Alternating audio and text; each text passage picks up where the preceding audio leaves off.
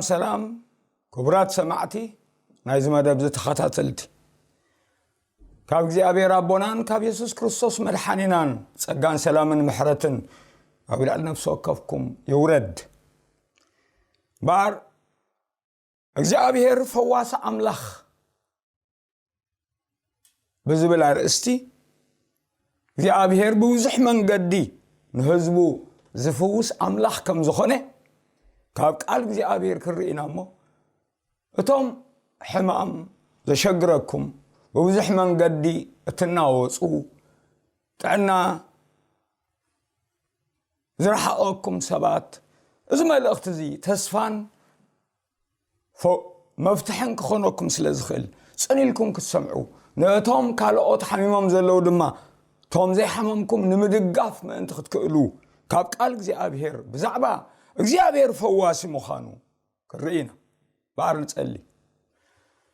ቅዱስ ሰማያዊ እግዚአብሔር ካብቲ ጽቡቕ ባህርያትካ ዝተላዕለ ካብቲ ንሰብ ምድንጋጽካን ምሕላይካን ዝተላዕለ ንሰብ ጽቡቕ ክትገብረሉ እትፈቱ መሓርን ፈዋስን ኣምላኽ ኢኻ እሞ በዚ እዋን እዚ እቲ ንኸይፍወሱ ዝዓግቶም ዓንቃጺ ፈውሲ ዝኾነ ፈሊጦም ካብኡ ዝረሕቅሉ መንገዲ ተማሂሮም ንፈውሶም ከቃላጥፍዎ ክኽእሉ በእምነት ኣብ ቅድሚኻ ክርከቡ ክድግፎም እጽልይ ኣለኹ ቃሉ ልኢኹ ኣሕወዮም ተባሂል ጻሒፉሎሞ በዚ ቃል እዚ ክፍወሱ እናሰምዕዎውን ክፍወሱ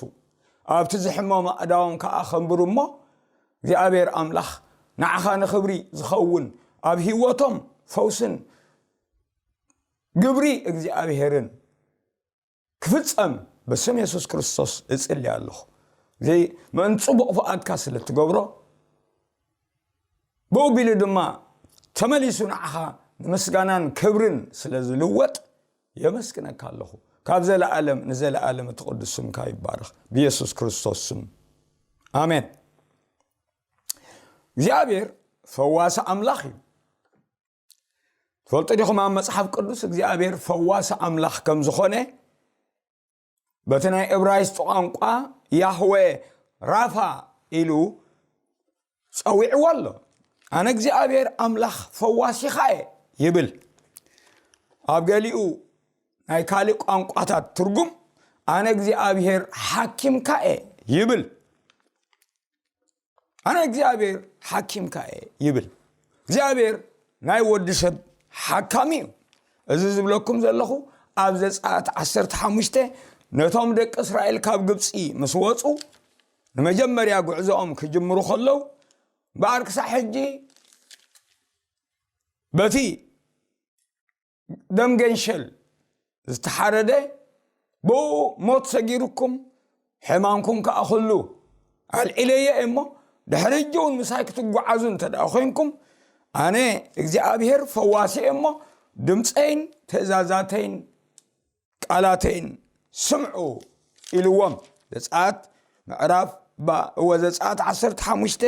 ካብ 15 ክሳብ 16 ከምዚ ይብል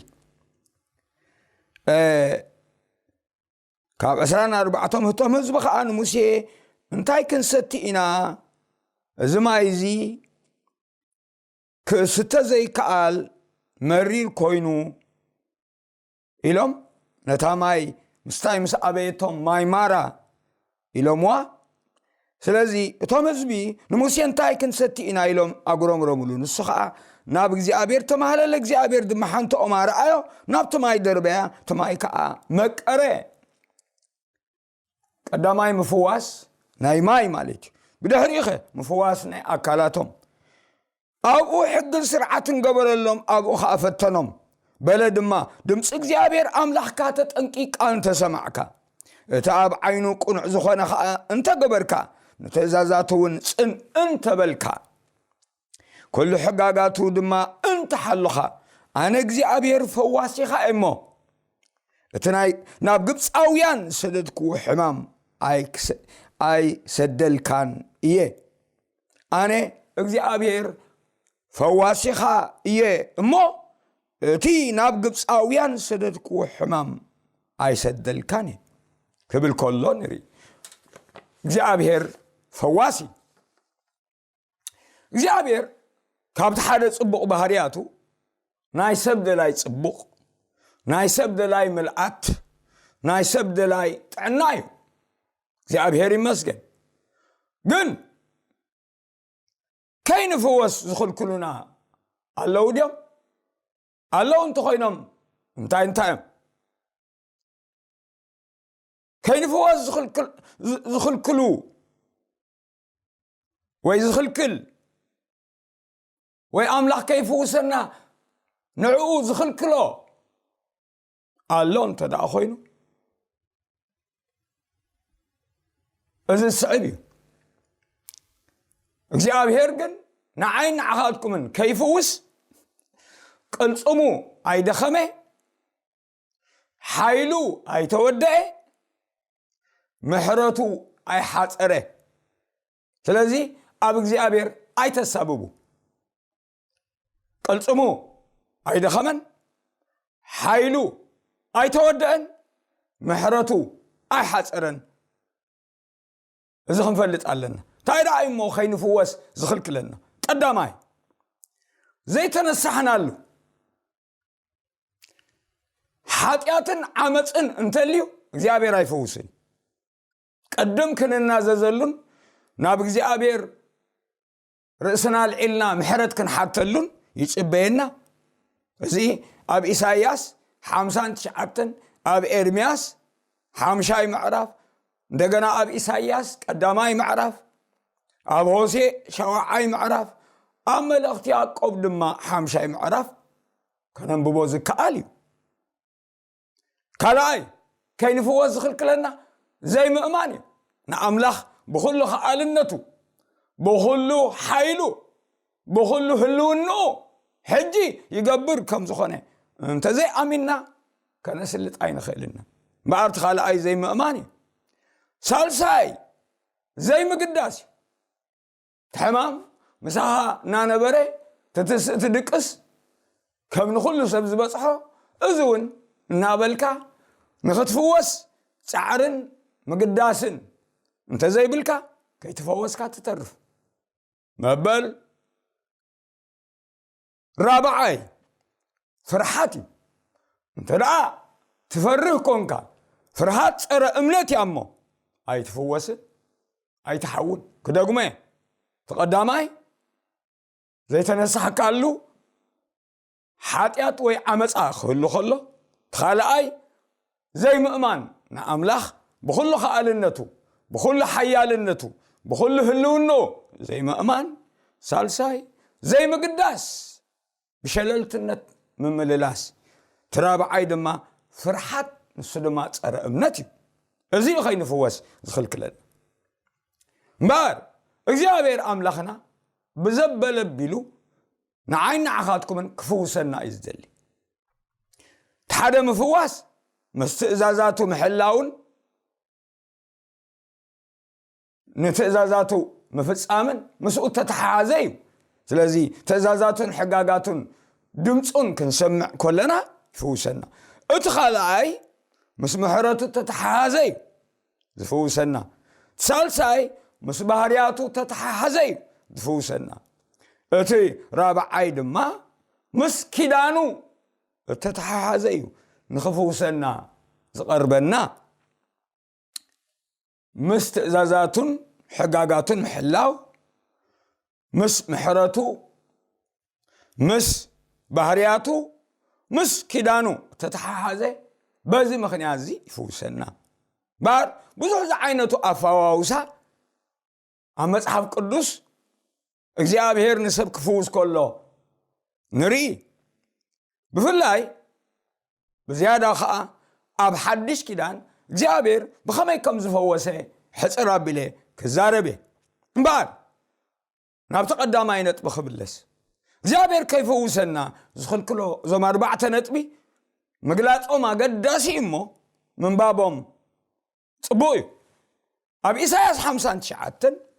ፍቕዲ 1-4 እንታይ ዝብል ተጻሒፉሉ ኣብ ኢሳይያስ ይብል ኣለኹ ምዕራፍ 59 እዚ ቃል እዚ ተነቢሩሉ እግዚአብሔር ፍልጠት ክረክብ እሞ ስለምንታይ ኢልና ኸይነግሮም ርምእንቲ ኣቐዲሙ ፍልጠት ይህበና ኣብ 59 ኢሳይያስ ትንቢት ኢሳይያስ ካብ 1-4 እንሆ ኢድ እግዚአብሔር ንምድሓን ሓጻር ኣይኮነትን ንምፍዋስ ሓጻር ኣይኮነትን ንምንጋፍ ሓጻር ኣይኮነትን ንምብራኽ ሓጻር ኣይኮነትን ከይሰምዕ ከዓ እዝኑ ኣይጻንዖን እዩ ግናኸ ኣእዳውኩም ብደም ኣእዛንኩም ብበደል ረኺስን ከናፍርኩም ሓሶት ይዛረብ ልሳንኩም ከዓ ክፍኣት ይናገር ኣሎሞ ንኣኻትኩምን ንኣምላኽኩምን ኣብ መንጎኹም ኮይኑ ዝፈላለየኩም ኣበሳኹም እዩ ከይሰምዓኩም ከዓ ኣብ ቅድሚኹም ገጹ ዝሓብኣልኩም ሓጢኣትኩም እዩ ገጹ ይኽውል ኣበሳና ኣብ መንጎናን ኣብ መንጎ እግዚኣብሔርን ኣትዩ ይፈላለየና ቁጥር 4 ብጽድቂ ዝጸርዕ ሓደ እኳ የልቦን ተነሲሑ ወኣምላኽ ዝብል ብቕንዕና ሓደ እኳ የልቦን ብጽድቂ ዝጸርዕ የልቦን ሓደ እኳ የልቦን ብሓቂ ዝምጉት ሓደ እኳ የልቦን ኣብ ኮንትነት ይውከሉ ሓሶት ከዓ ይዛረቡ እከይጠንሱ ሓጢኣት ይወልዱ ኣለዉ ክብል ከሎ ንርኢ ካብ ሓጢኣት ተዘይተመሊሱስ ብዝገበሮ ዝዓመፁ ሓጢኣት ከዓ ተዘይተናዚዙ ካብ እግዚኣብሔር ምሕረት ክረክብ ኢሉ ኣይጸበ ስለዚ ናብ ኢሳይያስ ቀዳማይ ምዕራፍ ተመሊስና እንታይ ኢሉ ኣብ ቀዳማይ ምዕራፍ ኣይትለምን ኣይትማሃለሉ ሓጢኣት ዓመፅ ኣብ ኢድኩም ኣብ ልብኹም ኣቐሚጥኩም ኣእዳውኩም ናባይ ኣይተልዕሉ ኢልዎም እዚ ድማ ኣብ ኢሳይያስ ምዕራፍ 1 ካብ 12-18 እንታይ ኢሉ ከምዚ ኢሉ ኢሳይያስ ምዕራፍ 1 ካብ 12 ኣብ ቅድመይ ክትረኣዩ ምስ እትመፁ መንኮታ ኣጸደይ ክትረግፁ ደለየኩም ከምቲ መስዋዕቲ ብልዒ ኣይተምፁ ዕጣን ንዓይፍንፉን እዩ ሰርቂ ወርሕን ሰንበትን ኣኼባ ማሕበር ንኣበሳ ምስ ኣኼባ በዓል ኣይዕገሶን እዩ ንሰርቂ ኣዋርሕኩም በዓላትኩም ነፍሰይ ትጸልኦላ ጾር ኮይኑኒ ምስካሙ ስኢነ ኣለኹ ኣእዳውኩም ምስ እትዝርግሑ ዓይንተይ ካባኻትኩም እኽውለን ምህለላ እኳ እንተ ኣብዛሕኩም ኣይሰምዕን እየ ኣእዳውኩም ደም መሊአን እየን ተሓፀቡ ንጽሑ ነቲ እከይ ግብርኹም ካብ ቅድሚ ዓንተይ ኣርሕቕዎ ምግባር እከይ ደው ኣብሉ ሕደጉ ምግባር ሰናይ ተማሃሩ ቅንዕና ድለዩ ንጥቑዕ ርድእዎ ንዘኽታም ፍትሒ ኣውጡላ ንመበለት ተጣበቑላ ሽዑ ምጽሞ ንሓደ ሕድና ንማጎት እዚ ንማጎት ዝብሎ ዘሎ ክልቲኡ ምዕራፍ ሽዑ ምጽሞ ንሓደ ሕድና ንማጎት ኣብዚ እውን ንማጎት ኢሉ ኣሎ ምምጓት እንታይ ማለት እዩ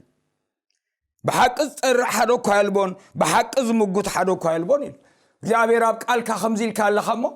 ከም ቃልካ ክትረድኣኒ ኢልካ ትምጉት ኣብ ቅድሚ እግዚኣብሔር ከም ኣብ ቤት ፍርዲ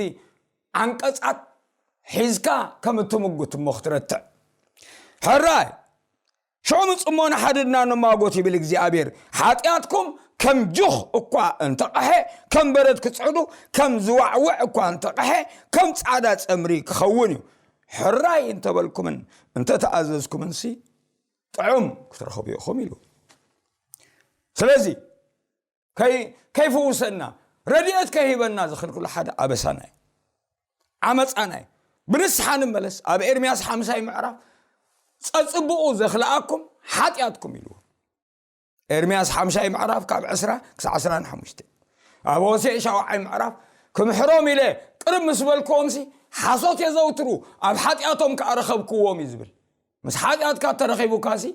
እግዚኣብሔር ኣበሳ ድሕር ክብል ይገብሮ ተነሳሕ ዘይምሕር ኣምላኽ ኣይኮነን ተመለስ ከትፍወስ بمنفس بنفس بسقا بسلس እግዚአብሔር ይመስገን أب يعقوب حمشاي معرف كاب 13-16 ما أنت خطفوسوا حطياتكم تأمنوا سلاح حدكم دما صليوا يبل صلاه صادق بغبرا بزح سلتسلط آمين تخلأي زي مأماني فطريقهم مارقس معرف 6 مزخل حيلو مزخل خلته قويتا يسوع كريستوس أبتا زنبر الله زنبري عدي أبتا تولد الله عدي كنعقو جميرهم بسري زي مأمانهم كأ حنتك وخجبر أي كألن يبلنا مارقس معرف 6 سمعوا زي مأمان كيتفوس يخلك لك معرف 6 إذا قال زي تزاريب الله قويتا كاب قصر حدث قاع 6 كاو وصيو ناب عدو مصه دق مزامرتو خا صعبو بسنبد دما ابيت صلوت كمهر جمره بزحات بو نعو سميعهم نزي نغرزي كابي رخبو كم زبل حيلتات بيدو زغبرك انتاي طببات وهبتو از ستصراب ود مريم حاو يعقوبن يوسفن يهودان سمعونن ديكونن احاتس ابزدو مسانا ايلوان نابلو تغرمو بوخات عنقفو يسوس دما نبي بزي اب عدون اب ازمادون اب بيتون عينا عقنيو بلوم ابوخا بزي نحيدت حمومات ايدو امبيرو زحويا منبر حيل خغبر ايكونلون حيل املاح بو حليفو كفوسهم اي ترخبون بات زي مأمانهم دما قرمو انما هارخا ابتي اب كبابي أوزل عدتات زوري يبلنا سمعوا أنصار يسوس تزاربوا يسوس نزبلو تنعقوا يسوس فواس خلو كما يجيركم فوس ترخوا يسوس كاي فواسي أب يسوس أب سمو كوي زلت حيلي زي ما أمامكم نزخيت فواسو مخنياتو نسيو أماركو شدشتا زيل الله أب وانجيل يوحنس معراف 11 كاب 30 كلتن كسع 4 زلو انببوه سع 4 حدن انببوه كغربكم الازار زبال حون مويتو مريم مارتان سلازي دنگوي ابزن تتربر سجدي حواء الموتان حجخه اورماي مالتن كوين قويتا از خسمع كله بمنفسو تكزه حزنه وهاي أبي أمبيركم ويلوم دحرنا خدونا بتو مقابر كله مليشا مارتا ازخل لي لوم كبقع رابع تغيرو كايو چينيو اتسبيتي انت تأمنس كبر أملخ مر أخدو أيبالكوخن إلوه زي ما أماننا أوروماي مبالنا نكسي أبير كيفو وسخل كله نسوقن بمحرته درو حري تنسعين هوتن مهانو كابتي قال بحرياتو كقلص سلزدلي مأنتي سمو خبل نعال أزار كاموتات أتنسيه زي أبير تمسكن يخون أو انجيل يوحنس معراف 10 تخلته كاب 30 شعاتن كسع 30 شمونتن إذا خلو تأمرتن تأمراتن أريئوهم كنسو أتي نبي إساياس نمسكرنا من أمنو قلصم እግዚአብሔር ከነመን ተጋደሉ ዝበሉ ቃል እንተ خفصم በተዝገበሩ ተአምራት ምእማን ሳአኑ بسر زي مأمانهم قديفوهم كده يبلن أب إبراويان معرف 4 تم كاب جبس أزوجوا كم زنا عهاتكم من عين وانجيل بسرات تنقر لهم جن تسمعوا قال مستم سمعتوا بأمنة سلزي حمره سلزي أمنوا أي تقومون بارت سال سايد ما زي ما قداسي أو وانجيل مارقس معرف 5 كاب 13 4 امتايل له كل تسبات الله أو بتمعرف حانت الدم زحزح زبلا سبيتي حدا دما قالوا زحممتو قال 10 خلت عام زحممتو مرح بيت صلوت قلت أنا عبا قالك سمو دليا فوسا نعاجز مصا إلو حرا إلو نامص أهل من قدي ذا دم زحزح زبلا زنبرت جنزبان حخايم زودت زي تقما بوزح تشجرت سبيتي كاب جزع بأمنة نقيلة زفر كرانو انت تنكي حاوية إله أمونغو آتي أنا خدخله زفر كرانو تنكي حاوية ما يدفي إني حيل خباي وصل الليل تم بزحات أبزري إذ نبر أتايس بزح سبا أبزله من يدفي إني تبل بزحات لنا عندنا تحدد فأكا تحدد ندافع عندنا زلنا إلمو نو بأمنة سنكفي توم زدافعوا زلو بأمنة أي مسؤول بأمنة أي مسؤول قدسات أي نبرون كل سب سعيب لهم سعب يوم أي تتقمون عبلو قاسم عراف 4 دما مصحف جنسيل تنبيت إساياس نعرف سوسان حدا نامبيب نعورات مرآي نقفعات موت حرا ندخاتات وانجيل كسبخ نصرات مفتاح نحومات من نقاف نزحريت عمد كسبخ اغزابير لي اخرني إلو نتمصحف جنس إلو أقمطو انتاي دميلوما فواساي نرأسخا فوسيلم نعقد ودي سيف تنفلطو دا يكون نعقد أي تقدسوا مسيلي لهم شعو وزحات كلهم صمات نيروما بإسرائيل جن بزمن إلياس جن كابرحو هاجر زمسئ دا تفويسو نأمان سورياوي أما أكلكم النهالوه زي قدسات زي تأمنو ما أي تفوسوا كابرحو هاجر زمسئ جن تفويسو أمنت زي بلو كم أيهوداوي زي كونه مصحف قدس زي بلو سمعوا حانت قرد نجيراتو با سمعوا مسيس كابلمصو حاويو أب كلا أي نجست معرف حموشته تصحيفوا له أترى بعي فرهاتي تفلطنيكم تفرهون تحرخينكم بمنهم عينت እግዚአብሔር كرداكم አይከልም موت أي تفرو تحمام أي تفرو كاب حكيم سمعكمو زربا سمعكم بفرهات رؤسكم أي تقتلوا ولا أيدي زحممك ولا كانسر زحممك أي تفرح يخيل እግዚአብሔር وسلامنتاي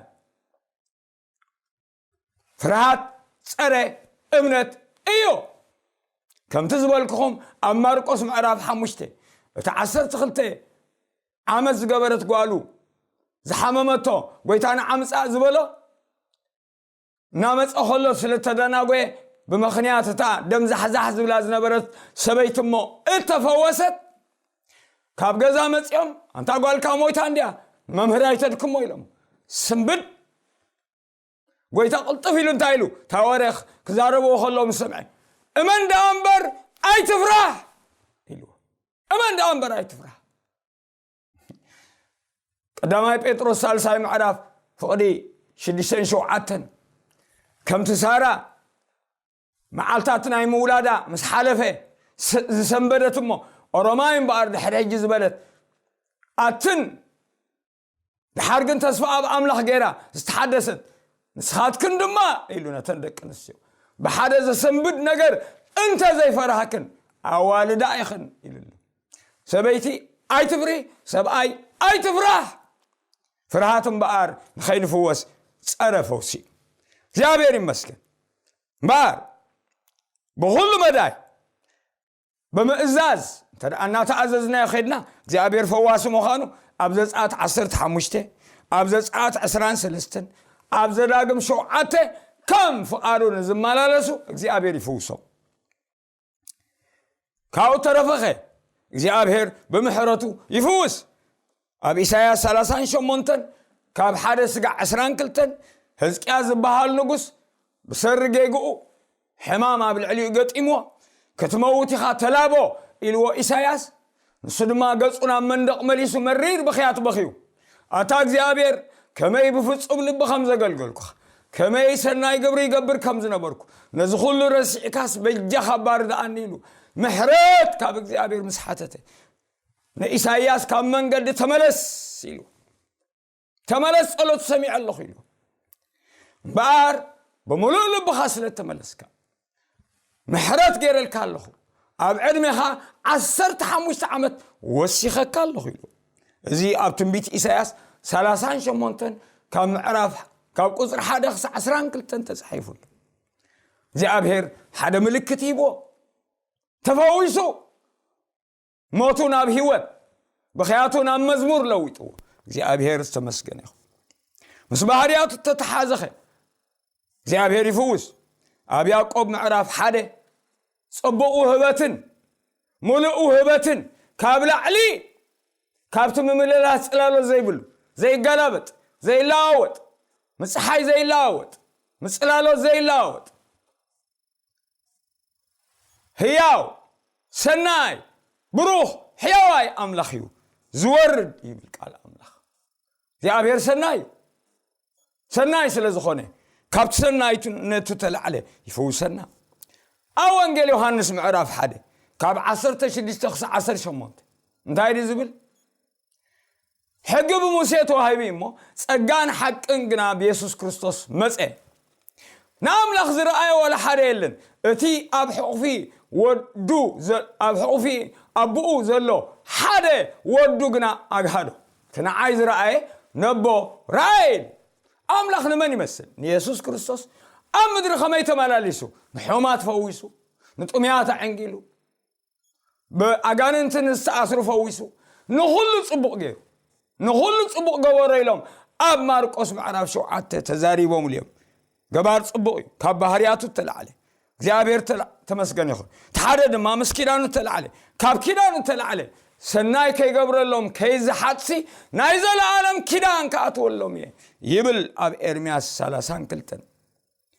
እዚ ክንቀጽለይና ኣነ ዝሓስበልኩም ሓሳብ ደሓነን ሓሳብ ጽቡቕን ይብል ቃል እግዚአብሔር ባርክን ቀጽለይና እግዚአብሔር አምላኽና ፈዋሲ አምላኽ እዩ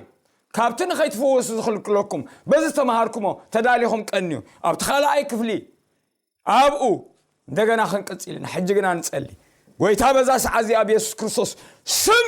يفوسي ويتا يخلي لهم بنسحا نعين حط محارن نزبلخا حجي قلصمكا خغاد حجي حيلخا خغاد حجي ابت ادوم زنبرو حيل منفس قدس كمصصلي يالو بسم يسوع اتحمام تشغرهم زلخ